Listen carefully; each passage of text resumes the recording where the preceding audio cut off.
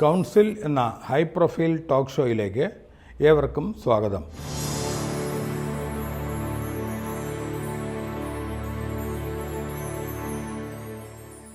ഞാൻ അഡ്വക്കേറ്റ് ഹരീഷ് മഹാദേവൻ.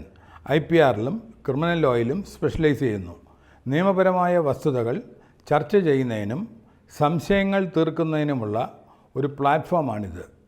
ഇന്ന് ഞാൻ സംസാരിക്കാൻ പോകുന്നത് ബ്ലാക്ക് മാജിക് അല്ലെങ്കിൽ ഗൂഢോത്രം, പോക്കുവരവ്, നരബലി, എക്സോസിസം, തെറ്റിദ്ധാരണകൾ, വിശ്വാസത്തിൻ്റെ ദുരുപയോഗം എന്നിവയെക്കുറിച്ചും കൂടാതെ അതിൻ്റെ നിയമവശങ്ങളെക്കുറിച്ചുമാണ്.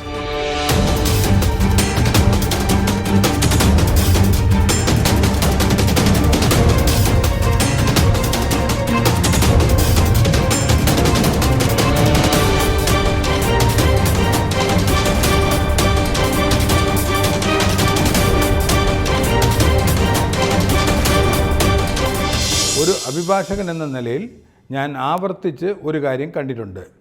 മനുഷ്യർ വേറെ വഴിയില്ലാതെ ദുർബലരാകുമ്പോഴാണ് നിയമത്തിൻ്റെ സഹായം തേടുന്നത്. നിയമപരമായി പറഞ്ഞാൽ ആചാരങ്ങളൊന്നും തന്നെ ഒരു കുറ്റകൃത്യമല്ല. നിയമം വിശ്വാസത്തെ തടയുന്നില്ല. എന്നിരുന്നാലും വിശ്വാസം ദോഷമായി മാറുന്ന നിമിഷത്തിൽ നിയമം ഇടപെടുന്നു. അമാനുഷിക ശക്തികൾ അവകാശപ്പെട്ട് ആരെങ്കിലും നിങ്ങളെ വഞ്ചിക്കുകയും സത്യസന്ധതയില്ലാതെ പണം വാങ്ങുകയും ചെയ്താൽ അത് വഞ്ചനയാണ്. നിങ്ങൾ പണം നൽകിയില്ലെങ്കിൽ നിങ്ങളുടെ കുടുംബത്തെ മാന്ത്രിക വിദ്യയിലൂടെ നശിപ്പിക്കുമെന്ന് ആരെങ്കിലും നിങ്ങളെ ഭീഷണിപ്പെടുത്തുകയാണെങ്കിൽ അത് ക്രിമിനൽ ഭീഷണിയും പിടിച്ചുപറിയുമാണ്.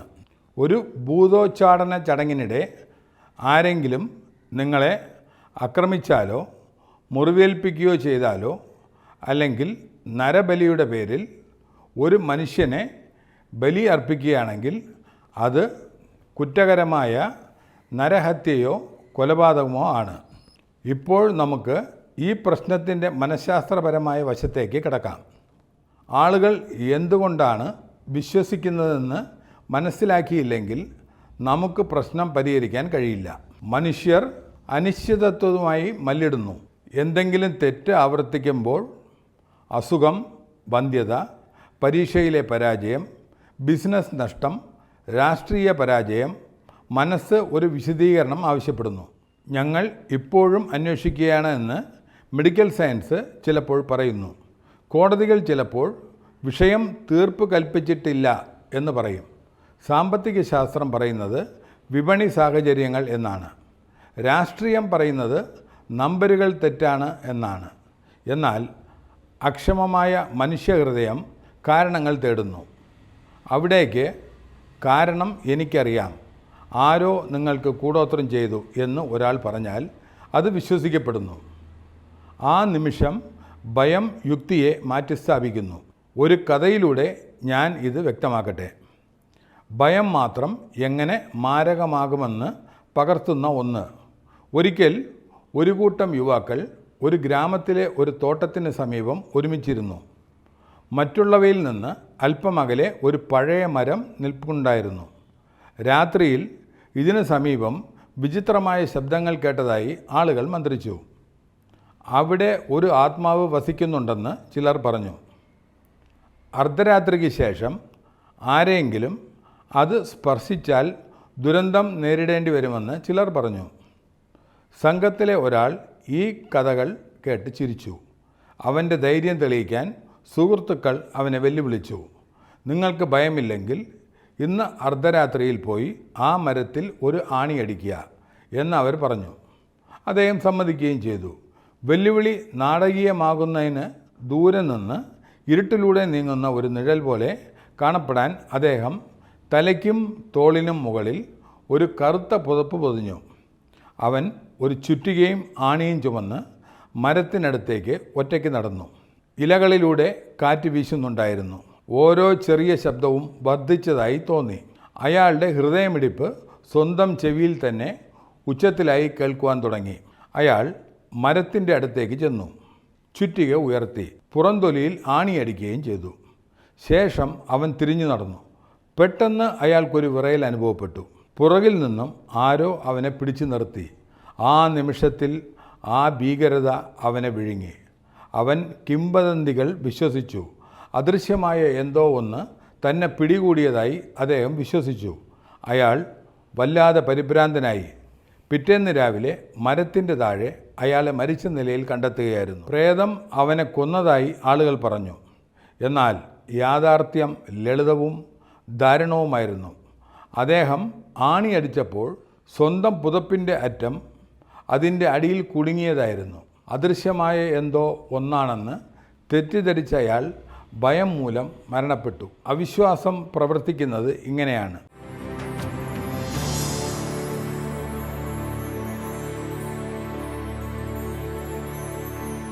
യുക്തിക്ക് ഇടപെടാൻ കഴിയുന്നതിന് മുമ്പ് മനസ്സ് കഥ പൂർത്തിയാക്കുന്നു. ഇനി നമുക്ക് നരബലി അല്ലെങ്കിൽ മനുഷ്യബലി എന്നതിനെക്കുറിച്ച് സംസാരിക്കാം. ഇന്ത്യയുടെ വിവിധ ഭാഗങ്ങളിൽ ഇത് സമ്പത്ത് കൊണ്ടുവരുമെന്നും തടസ്സങ്ങൾ നീക്കം ചെയ്യുമെന്നും അമാനുഷിക ആനുകൂല്യങ്ങൾ നൽകുമെന്നും പറഞ്ഞ് വ്യക്തികളെ പ്രലോഭിപ്പിക്കുകയും കൊല്ലുകയും ബലിയർപ്പിക്കുകയും ചെയ്ത ക്രിമിനൽ കേസുകൾ ഉണ്ടായിട്ടുണ്ട്. കൊലപാതകത്തിന് മതപരമായ ന്യായീകരണമില്ല. ഇത് നൂറ്റാണ്ടുകൾക്ക് മുമ്പുള്ള കഥകളല്ല. ആധുനിക പോലീസ് സ്റ്റേഷനുകളിൽ രജിസ്റ്റർ ചെയ്തതും ഫോറൻസിക് തെളിവുകൾ ഉപയോഗിച്ച് അന്വേഷിച്ചതും കോടതികളിൽ വിചാരണ ചെയ്യപ്പെട്ടതുമായ കേസുകളാണിവ. ഞാൻ വ്യക്തമായി പറയട്ടെ, മനുഷ്യബലിക്ക് നിയമപരമോ ധാർമ്മികമോ ആയ ന്യായീകരണമില്ല. ആചാരപ്രകാരമാണെന്ന് പറഞ്ഞ് ആരെങ്കിലും മറ്റൊരാളെ കൊല്ലുകയാണെങ്കിൽ അത് IPC സെക്ഷൻ 302 പ്രകാരം കൊലപാതകമാണ്. ജീവപര്യന്തം തടവോ വധശിക്ഷയോ വരെ ലഭിക്കാവുന്ന ശിക്ഷയാണിത്. ഒരു തിരുവെഴുത്തിനും ഒരു ആചാരത്തിനും ഒരു ജാതകത്തിനും ശിക്ഷാ നിയമത്തെ മറികടക്കാൻ കഴിയില്ല. മറ്റൊന്ന് എക്സോർസിസം. ഒരു വ്യക്തിയെ ഒരു ആത്മാവ് ബാധിച്ചിട്ടുണ്ട് എന്ന വിശ്വാസം പല സാഹചര്യങ്ങളിലും സീസ്കോറോഫീനിയ, അപസ്മാരം, വിഷാദം, ബൈപോളാർ ഡിസോർഡർ അല്ലെങ്കിൽ ട്രോമ തുടങ്ങിയ മാനസികാരോഗ്യ വൈകല്യങ്ങളാൽ ബുദ്ധിമുട്ടുന്ന വ്യക്തികളെ ആത്മാവ് ബാധിച്ചവർ ആയി പ്രഖ്യാപിക്കുന്നു. ഒരു സൈക്യാട്രിസ്റ്റിൻ്റെ അടുത്തേക്ക് കൊണ്ടുപോകുന്നതിന് പകരം അവരെ ആചാരങ്ങൾക്ക് വിധേയരാകുന്നു. അവർക്ക് മർദ്ദനമേൽക്കാം, പട്ടിണിയിലാക്കാം, ദിവസങ്ങളോളം ഒറ്റപ്പെട്ടേക്കാം. എല്ലാം ഒരു ആത്മാവിനെ പുറന്തള്ളുന്നതിൻ്റെ പേരിൽ ഇത് രോഗശമനം നൽകുന്നില്ല. അത് ദുരുപയോഗമാണ്. ആക്രമണം, അന്യായമായ തടങ്കലിൽ വയ്ക്കൽ, ക്രൂരത, മരണം സംഭവിച്ചാൽ നരഹത്യ എന്നിവയിലൂടെ നിയമം ഇതിനെ കാണുന്നത്. ഇപ്പോൾ മാന്ത്രിക വിദ്യയുടെ പേരിൽ സ്ത്രീകളെ ദുരുപയോഗം ചെയ്യുന്നത് ഒരു സ്ഥിരം വാർത്തയാണ്. ചരിത്രപരമായും ആധുനിക കാലത്ത് പോലും സ്ത്രീകൾ മാന്ത്രിക ആരോപണങ്ങളുടെ പ്രാഥമിക ഇരകളാണ്. വിവിധ പ്രദേശങ്ങളിലുടനീളം സ്ത്രീകളെ മന്ത്രവാദികളായി മുദ്രകുത്തിയിട്ടുണ്ട്. പലപ്പോഴും അവർ വിധവകൾ, അവിവാഹിതരായ സ്ത്രീകൾ, പ്രായമായ സ്ത്രീകൾ അല്ലെങ്കിൽ സ്വത്ത് കൈവശമുള്ള സ്ത്രീകൾ എന്നിവരാണ്. സ്വത്ത് തർക്കം, വ്യക്തിപരമായ അസൂയ മുതലായവയാകാം പ്രധാന കാരണങ്ങൾ. അനന്തരഫലങ്ങൾ വിനാശകരമാണ്. പൊതു അവഹേളനം, ശാരീരിക ആക്രമണം, സാമൂഹിക ബഹിഷ്കരണം എന്നിവ സ്ത്രീകൾക്ക് നേരിടേണ്ടി വരുന്നു. സ്ത്രീകൾക്കെതിരായ അതിക്രമങ്ങൾ ഒരു സംസ്കാരവും അനുവദിക്കുന്നില്ല. ഇത് വിശ്വാസത്തിൻ്റെ മറവിൽ നടക്കുന്ന അക്രമമാണ്. നിയമപരമായും അത്തരം പ്രവൃത്തികൾ ക്രിമിനൽ ഭീഷണിപ്പെടുത്തൽ, ആക്രമണം, അപകീർത്തിപ്പെടുത്തൽ, പ്രകോപിപ്പിക്കൽ, കൊലപാതക ശ്രമം എന്നിവയ്ക്ക് തുല്യമാണ്. കുട്ടികളെയും ചിലപ്പോൾ ആചാരങ്ങളിൽ വലിച്ചിഴയ്ക്കാറുണ്ട്. അവർ ഭയപ്പെടുന്നു. അവർക്ക് മനസ്സിലാകാത്ത ചടങ്ങുകളിൽ പ്രതീകാത്മകമായി കുട്ടികളെ ഉപയോഗിക്കുന്നു. ഒരു കുട്ടിക്ക് ആചാരപരമായ ഉപദ്രവത്തിന് സമ്മതം നൽകാൻ കഴിയില്ല. മാന്ത്രിക വിദ്യയുടെ പേരിൽ ഒരു കുട്ടിയെ അപകടപ്പെടുത്തുന്ന ഏതൊരു പ്രവൃത്തിയും ക്രിമിനൽ ശിശു സംരക്ഷണ നിയമപ്രകാരം ശിക്ഷാർഹമാണ്.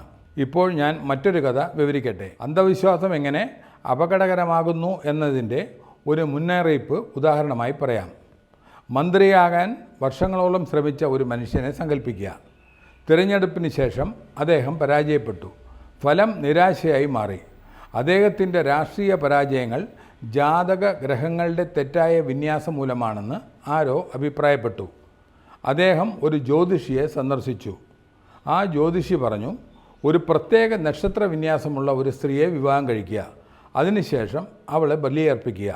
നിങ്ങളുടെ രാഷ്ട്രീയ വിധി തുറന്നു വരും. അത് വിശ്വസിച്ച അദ്ദേഹം അപ്രകാരം ചെയ്തു. അടുത്ത വർഷം രാഷ്ട്രീയ മാറ്റങ്ങളും പാർട്ടി താൽപ്പര്യങ്ങളും കാരണം അദ്ദേഹം മന്ത്രിയായി. ആചാരം പ്രവർത്തിച്ചു എന്ന് എല്ലാവരും വിശ്വസിക്കാൻ തുടങ്ങി. എന്നാൽ യുക്തിസഹമായി ചിന്തിക്കുക. രാഷ്ട്രീയ സ്ഥാനക്കയറ്റങ്ങൾ എണ്ണം, തന്ത്രം എന്നിവയെ ആശ്രയിച്ചിരിക്കുന്നു, ആചാരങ്ങളെയല്ല. അത്തരമൊരു കുറ്റകൃത്യം യഥാർത്ഥത്തിൽ നടന്നിട്ടുണ്ടെങ്കിൽ അത് കൊലപാതകമായി കണക്കാക്കും. ജീവപര്യന്തം തടവോ വധശിക്ഷയോ ലഭിക്കാവുന്ന ശിക്ഷ. ഒരു ജാതകത്തിനും ശിക്ഷാ നിയമത്തിലെ സെക്ഷൻ 302 നിന്ന് ആരെയും സംരക്ഷിക്കാൻ കഴിയില്ല. ഇന്ത്യൻ ഭരണഘടന ആർട്ടിക്കിൾ 25 പ്രകാരം മതസ്വാതന്ത്ര്യം സംരക്ഷിക്കുന്നു. നിങ്ങൾക്ക് വിശ്വസിക്കാൻ സ്വാതന്ത്ര്യമുണ്ട്, ഉപദ്രവിക്കാൻ നിങ്ങൾക്ക് സ്വാതന്ത്ര്യമില്ല. ബന്ധമില്ലാത്ത സംഭവങ്ങളെ ബന്ധിപ്പിക്കാൻ മനുഷ്യർ ഇഷ്ടപ്പെടുന്നു. അങ്ങനെയാണ് അന്ധവിശ്വാസം നിലനിൽക്കുന്നത്. ഈ കഥ മാന്ത്രിക വിദ്യയെ പ്രോത്സാഹിപ്പിക്കാനല്ല, അന്ധവിശ്വാസത്തോടൊപ്പം അഭിലാഷവും എത്രത്തോളം അപകടകരമാണെന്ന് കാണിക്കാനാണ് ഇത്. ഇപ്പോൾ നമുക്ക് പല വീടുകളിലും ആഴത്തിലുള്ള ഭയം സൃഷ്ടിക്കുന്ന ഒരു പദത്തെക്കുറിച്ച് വിശദമായി സംസാരിക്കാം. കൈവിഷം.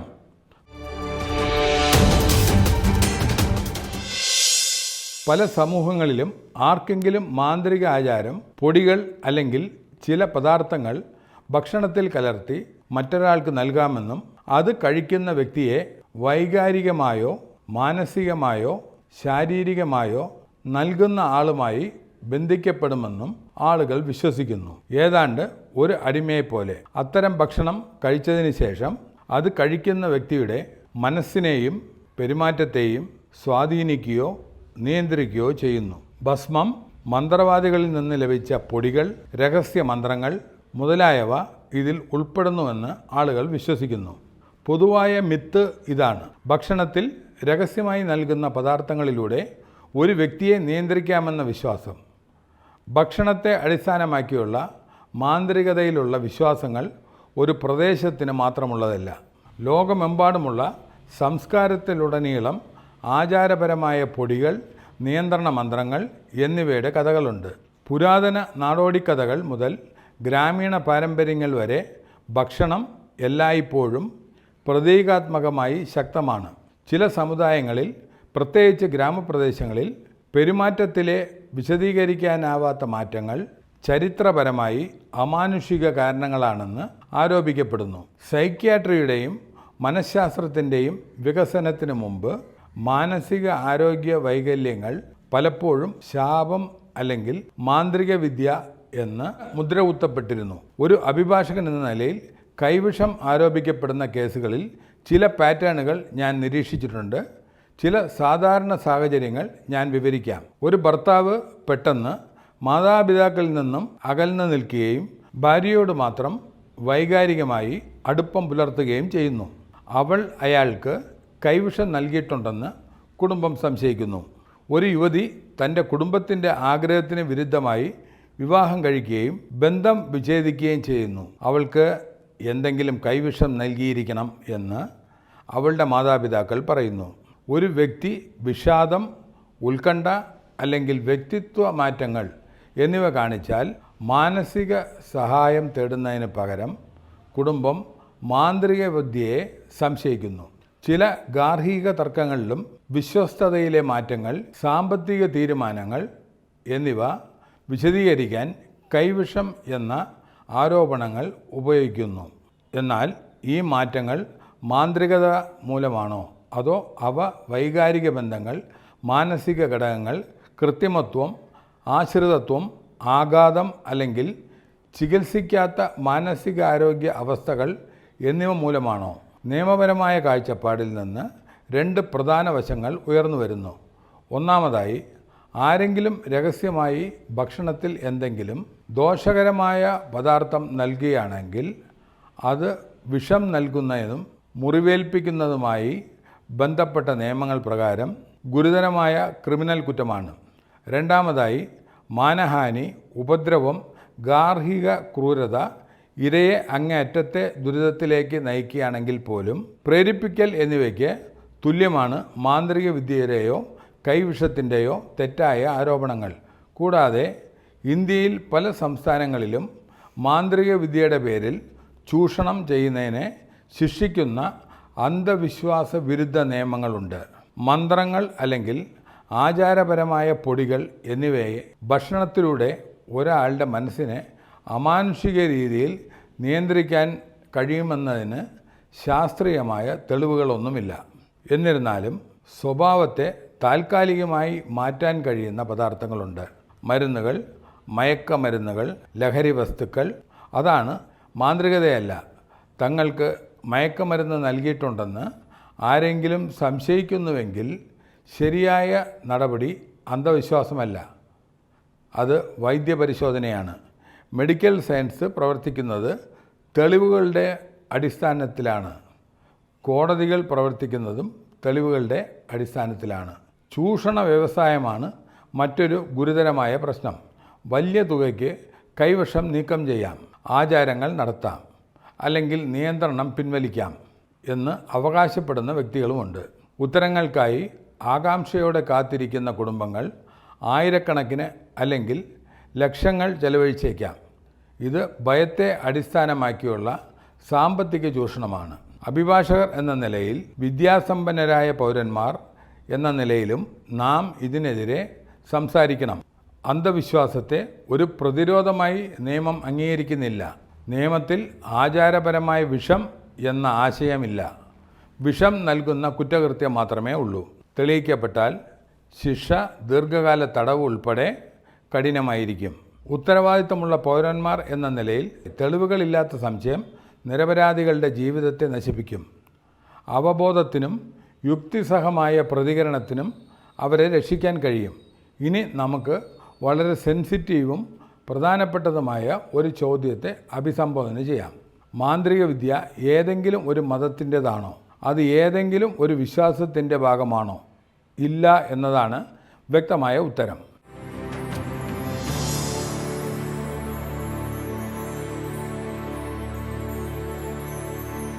ദോഷകരമായ നിഗൂഢ പരിശീലനം എന്തെങ്കിലും പ്രധാന മതത്തിൻ്റെ മാത്രമല്ല, വാസ്തവത്തിൽ മിക്ക മതങ്ങളും അതിനെ ശക്തമായി അപലപിക്കുന്നു. ഹിന്ദു പുരാണ ഗ്രന്ഥങ്ങളിൽ മന്ത്രങ്ങൾ, തന്ത്രങ്ങൾ, ആചാരങ്ങൾ എന്നിവയെക്കുറിച്ച് പരാമർശങ്ങളുണ്ട്.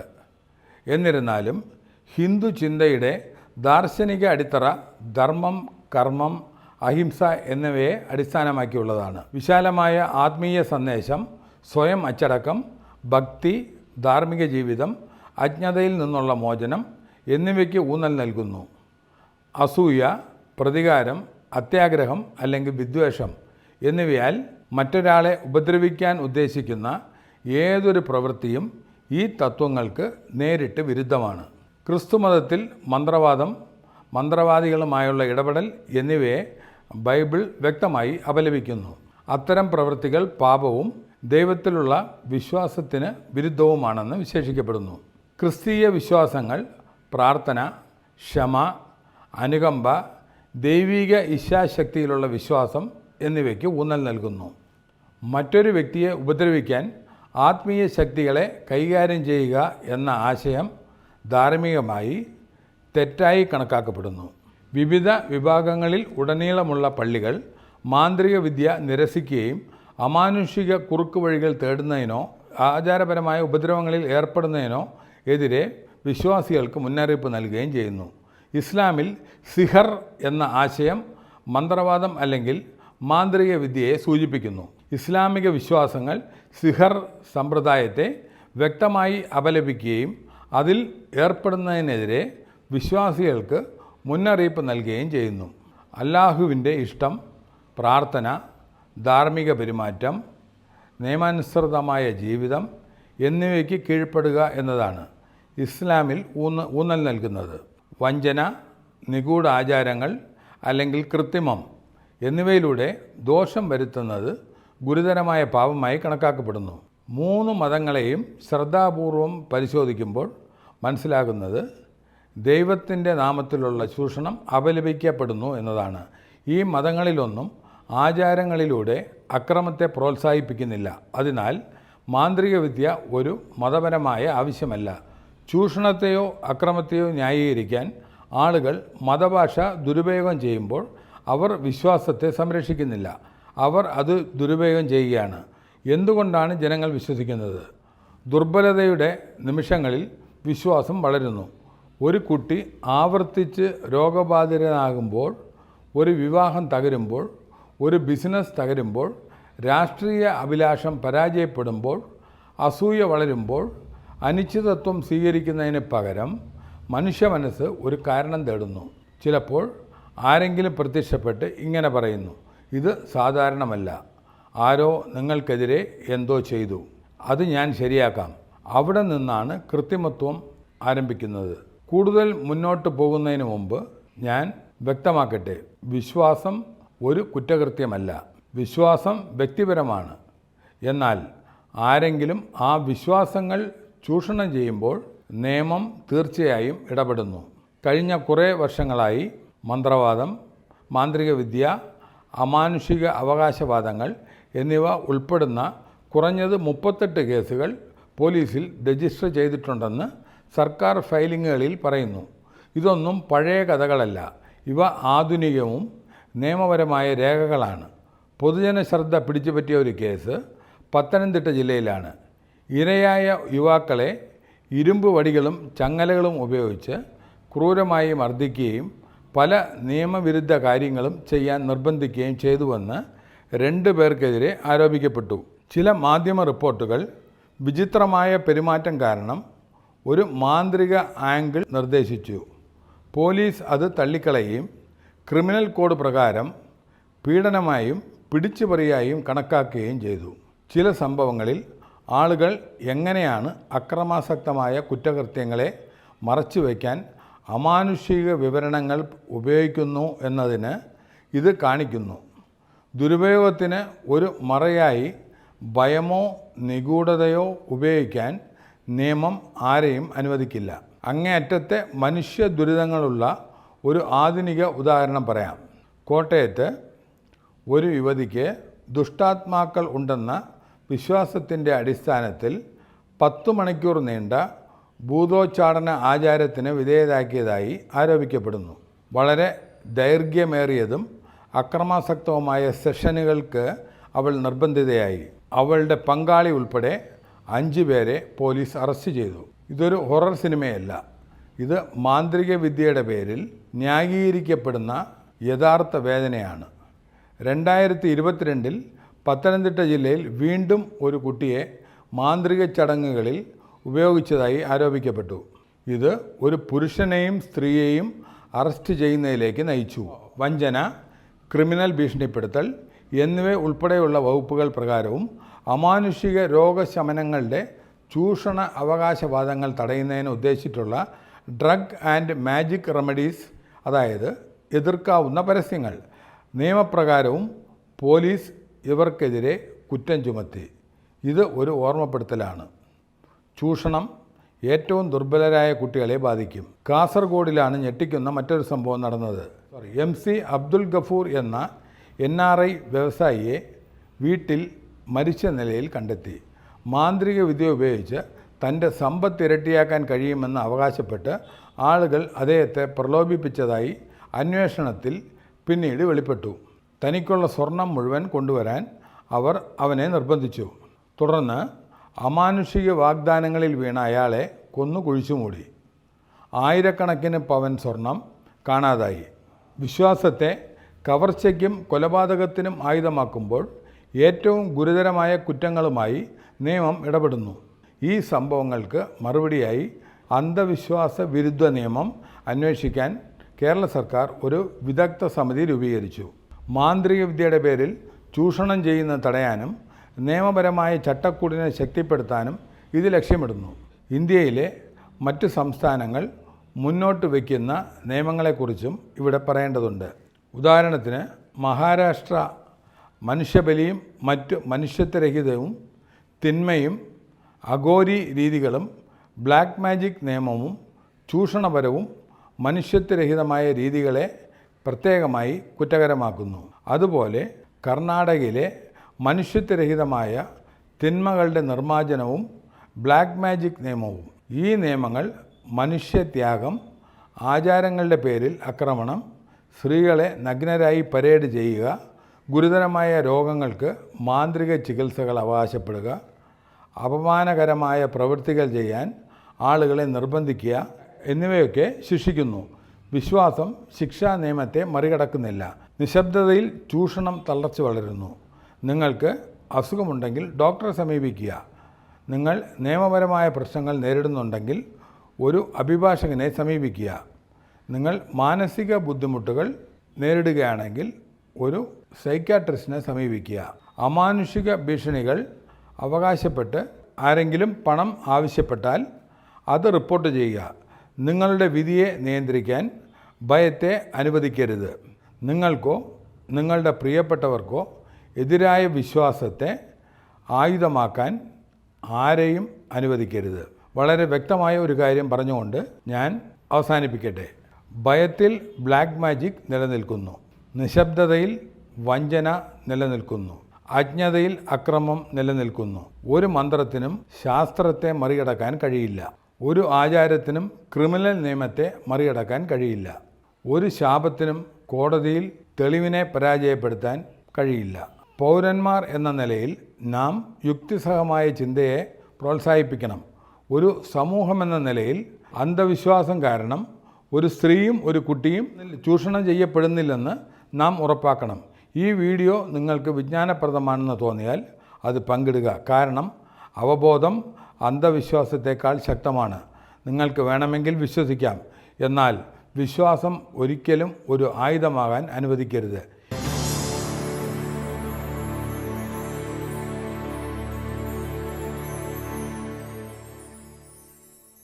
ഈ വിഷയത്തിൽ നിങ്ങൾക്കുള്ള സംശയങ്ങൾ താഴെ കമൻ്റായി ചോദിക്കാവുന്നതാണ്. നമസ്കാരം.